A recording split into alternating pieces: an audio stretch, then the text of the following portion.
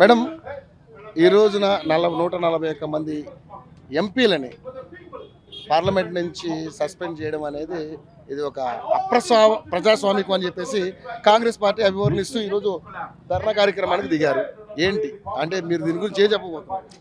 ఒకటి first correction ఏంటంటే 141 కాదు, 100 మంది లోక్సభ అలాగే 46 రాజ్యసభ ఎంపీస్ ప్రజానీకం ఎలెక్ట్ చేసుకుని లోక్సభకి పంపించిన రాజ్యసభకు పంపించిన మెంబర్స్ ఆఫ్ పార్లమెంట్ ని సస్పెండ్ చేసి ఎన్నో బిల్స్ 10-15 బిల్స్ పాస్ చేయడం జరిగింది.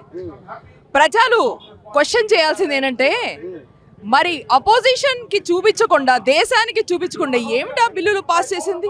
ఇది ఒక చాలా మనకి ఆందోళనకరమైన విషయం. దీని గురించి ప్రజల గొంతు మొత్తం దేశంలో అవుతున్న ఈ అరాచకం కానీ వాళ్ళ వరి కానీ ప్రజలకు పడుతున్న బాధల గురించి కానీ మనం మొత్తం మీడియా ముందర పెట్టడానికి దానికి ఎగెన్స్ట్గా ఒక చట్టబద్ధమైన సత్యాగ్రహం ధర్నా చేయడానికి ఇవాళ మనం ఇక్కడ ఉన్నాం ధర్నా చౌక్లో. ఇప్పుడు మీకు కనిపించింది ఏంటంటే ఒక బీజేపీ గవర్నమెంట్ ఏం చేసేదో కొన్ని రోజుల క్రితం కొన్ని వారాల క్రితం తెలంగాణ హైదరాబాద్లో కూడా ఇదే అయ్యాడు. ఇదే ధర్నా చౌక్లో కాంగ్రెస్ ఎన్నోసార్లు ధర్నా చేసి నా సహితం ఎంతో మంది మా కొలీగ్స్ అరెస్ట్ అయ్యారు. అందుకే నేను చెప్పేది ఏంటంటే బీఆర్ఎస్ కి బీజేపీకి ఏం డిఫరెన్స్ లేదు. ఇప్పుడైతే ఇక్కడ మారింది, ఇక్కడ స్వేచ్ఛ ఉంది, కానీ ఇంకా దేశంలో స్వేచ్ఛ లేదు, ఢిల్లీ లెవెల్లో స్వేచ్ఛ లేదు. ఇది తెలుస్తోంది మనకి మన పార్లమెంట్ సస్పెన్షన్స్ తో.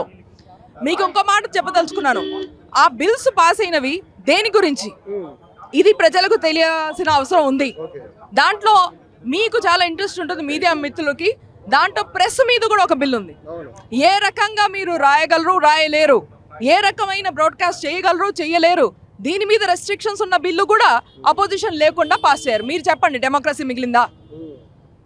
అది ప్రశ్న ఇవాళ. సో కానీ మేడం ఇక్కడ చూసుకుంటే ఇది కేవలం అంటే దాని లోపల ఆగంతకులు చొరబడ్డారు ఇవన్నీ కూడా అని చెప్పి మీరు మాట్లాడుతూ ఉన్నారు. ఇది కేవలం సెక్యూరిటీ సంబంధించినటువంటి మ్యాటర్. దీన్ని కాంగ్రెస్ పార్టీ చాలా ప్రాపగండ చేస్తుంది, దీన్ని అంతా కూడా బీజేపీ మీద ఒక బురద జల్లే కార్యక్రమం చేస్తుందని మాట్లాడుతూ ఉన్నారు. మేము ఇక్కడ ఉన్నది ప్రజల ఆందోళన వ్యక్తం చేయడానికి. మీరు ఒక మాట చెప్పండి, 100 మంది ఎంపీస్ని సస్పెండ్ చేసింది అది పార్లమెంటేనా? అది కాన్స్టిట్యూషన్కి ఏ రకంగా ఫాలో అవుతుంది? ఈ దేశం పార్లమెంట్లో అపోజిషన్ 100 మంది అన్ని రకాల పార్టీల నుంచి వచ్చిన ప్రతినిధుల్ని మీరు సస్పెండ్ చేసిన బురద జల్లడం అంటారా దీన్ని? మీరు బీజేపీ వాళ్ళు బురద జల్లారు, కాన్స్టిట్యూషన్ మీద బురద జల్లారు, డెమోక్రసీ మీద. వాళ్ళకి ఈ ఎలక్షన్లో శిక్ష పడబోతోంది. దానికి ఇది ఫస్ట్ స్టెప్. కానీ ఎంపీ ఎవరో ఆయన పాసులు ఇచ్చారా లేకపోతే ఆగంతకులు లోపలికి రారు అని చెప్పేసి మీరు ఇగెన్షన్ చేస్తున్నారు. అది ఎంతవరకు కరెక్ట్? దీని గురించి ఎంక్వైరీ ఇన్వెస్టిగేషన్ అవుతుంది. పాసులు ఎవరు ఇచ్చారు అనేది అది రహస్యం కాదు, అందరు ఎదుర్కొన్నా ఉంటుంది. There is a database. మీరు ఎప్పుడైనా పార్లమెంట్లో వెళ్ళుంటే మీరు చూసుంటారు, చాలా అక్కడ రూల్స్ రెగ్యులేషన్స్ ఉంటాయి. ఓలాగా ఉత్తగా ఎవరు లోపలికి అలా వెళ్ళలేరు. ఇది ఎలా వెళ్ళారు, ఎందుకు వెళ్ళారు, దాని తర్వాత ఈ సస్పెన్షన్స్ ఎందుకు మొదలైనాయి, ఇదంతా మనం ఒకటి చాలా సీరియస్గా దీని గురించి ఎంక్వైరీ చేయాలి. ఓకే.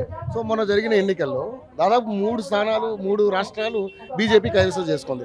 ఈసారి మళ్ళీ మేమే పక్కాగా అధికారంలోకి వస్తామని మీరు అంటున్నారు, ఒకవైపు వాళ్ళు అంటారు. ఎలా సాధ్యం అనుకుంటున్నారు? ప్రజల వర్డిక్ట్ ఫైనల్. అది ఎప్పుడైనా కూడాను ప్రజలు ఏమనుకున్నారు అనేది వాళ్ళు ఓటుతో వ్యక్తం చేస్తారు.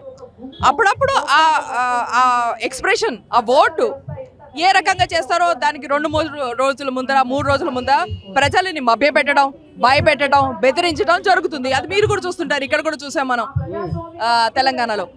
కాబట్టి దీన్ని కూడా ఒక అనాలిసిస్ చేయడానికి అవసరం ఉంది. ప్రజల్లో ఎంతో వ్యతిరేకత ఉంది, మీకు తెలుసు. అది మీరు కూడా ప్రతి చోట వెళ్ళిన తర్వాత కారోబార్లు చేసే బిజినెస్ చేసే వాళ్ళు కానీ ప్రొఫెషనల్ చేసే వాళ్ళు కానీ వాళ్ళందరికీ బీజేపీ మీద ఒక డిసప్పాయింట్మెంట్ ఉంది. ఎంతో మంచి ఛాన్స్ వచ్చినా కూడాను వాళ్ళు చేతులు జారిపోయింది, ఛాన్స్ వీళ్ళు ఏం చేయలేకపోయారు అనేది. అది ప్రజలు ఎలా వ్యక్తం చేస్తారో మన ఎలక్షన్లో చూద్దాం. Congress definitely confident.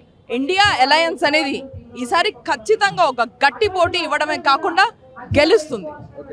సనత్ నగర్ లో మీరు చాలా గట్టి ఫైట్ ఇచ్చారు. ఒక రకంగా చూసుకుంటే సో ఓడిపోయారు. అయినా కూడా కాంగ్రెస్ పార్టీలో మీ విధి విధానం కోసం ఏమైనా నామినేటెడ్ పోటీ ఎక్స్పెక్ట్ చేస్తాం మేము ఈ విషయంలో? ఇలాంటివన్నీ నేను ఎప్పుడు ఆలోచించలేదు. రిజల్ట్స్ వచ్చిన మరుక్షణం నుంచి నేను ప్రజల్లోనే ఉన్నాను. మా సహయోగులందరూ మీ చుట్టుపక్కల ఉన్నారు. వీళ్ళందరితో కలిసి గడప గడపకి వెళ్ళి మేము చేసిన ప్రామిస్లు, మేము ఇచ్చిన గ్యారంటీస్ మేము నెరవేర్చడానికి పూర్తి ట్రయింగ్ చేస్తున్నాం. అలాగే ఎన్నో చిన్న ఆఫీసులు, ఎన్నో చిన్న కేంద్రాలు, ప్రజాసేవ కేంద్రాలు ఓపెన్ చేయడం జరుగుతుంది సనత్ నగర్లో. నా మొత్తం దృష్టి, నా మొత్తం కృషి ప్రస్తుతం ప్రజాసేవ మీదే ఉంది. ఇంకా దేని గురించి నేను ఆలోచించట్లేదు. సో 6 గ్యారెంటీలు వర్కౌట్ అవుతాయని మీరు అనుకుంటున్నారా? Of course already 2 guarantees work out అయిపోయినాయి కదా బాయ్. ఇంకా మిగతావి కూడా అయిపోతాయి వెంటనే. గ్యాస్ విషయంలో ఎంత కొంత మీమాంసలు నడుస్తా ఉన్నాయి. ఏం లేదు, అది జస్ట్ దట్ ఎన్నో వేల లక్షల మంది విషయం. అది అందరికీ న్యాయం జరగాలి, కరెక్ట్ మనుషులకి కరెక్ట్ గ్యారంటీ పోవాలి. దాని గురించి అవుతుంది ప్రయత్నం. ఆఫ్టర్ ఆల్ ఏ పథకాన్నైనా అమలు చేయడానికి రూల్స్ రెగ్యులేషన్స్ ఉంటాయి కదా. ఆ రూల్స్ రెగ్యులేషన్స్ చేసేది బ్యూరోక్రాట్స్. ఆ మినిస్ట్రీస్, ఆ బ్యూరోక్రాట్స్ అవి చేస్తున్నారు. మా వైపు నుంచి అయితే మేము ఎప్పుడో గ్యారంటీ ఇచ్చి 6 నెలలు అయింది. సో ఏదైతే అసెంబ్లీలో ఈ విద్యుత్ బిల్లుల మీద చాలా ఇదిగా నడుస్తూ ఉంది.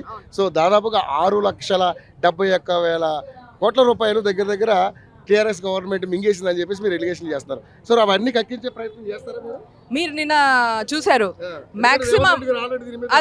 మాక్సిమం బిల్స్ పెండింగ్ ఎక్కడ?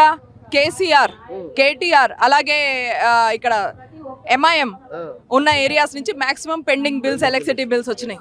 సో ఈ మాటలు బయటికి ఆల్రెడీ వచ్చినాయి, ఎందుకంటే ఎంక్వైరీ జరుగుతోంది. ఇంకా మిగతావి కూడా వస్తాయి బయటికి.